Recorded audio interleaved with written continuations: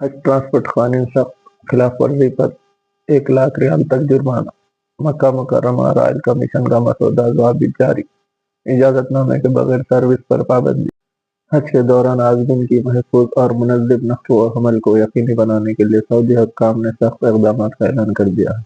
مکہ مکرمہ اور مقدس مقامات کے رائل کمیشن نے حج ٹرانسپورٹ سے متعلق نئے مسودہ ضوابط جاری کیے ہیں، جن کے تحت خلاف ورزیوں پر 1,00,000 سعودی ریال تک جرمانہ عائد کیا جا سکے گا۔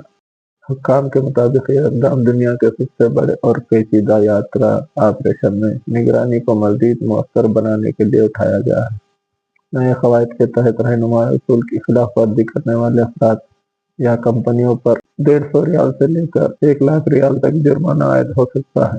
مسودہ ضوابط میں واضح کیا گیا ہے کہ حج گائیڈنس سینٹر سے سرکاری اجازت نامے کے بغیر کوئی بھی سروس فراہم کنندہ مقررہ جغرافیائی علاقوں میں حجاج کی نقل و حمل کی خدمات انجام نہیں دے سکے گا۔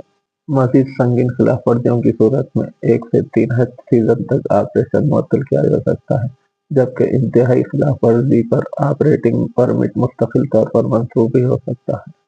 کمیشن کے مطابق حج ٹرانسپورٹ میں دلچسپی رکھنے والے اداروں کو درخواست کے ساتھ بسوں کی تعداد، آپریشن صلاحیت اور تکنیکی تیاری کی تفصیلات فراہم کرنا ہوگی۔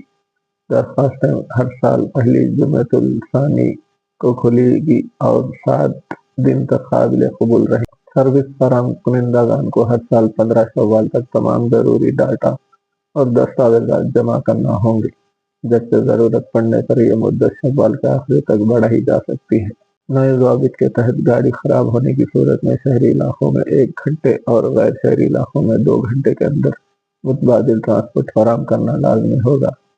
حکام کا کہنا ہے کہ ان اقدامات کا مقصد حج کے دوران عازمین کو محفوظ، منظم اور بروقت سفری سہولیات فراہم کرنا ہے، تاکہ مقدس سفر بغیر کسی رکاوٹ کے مکمل ہو سکے۔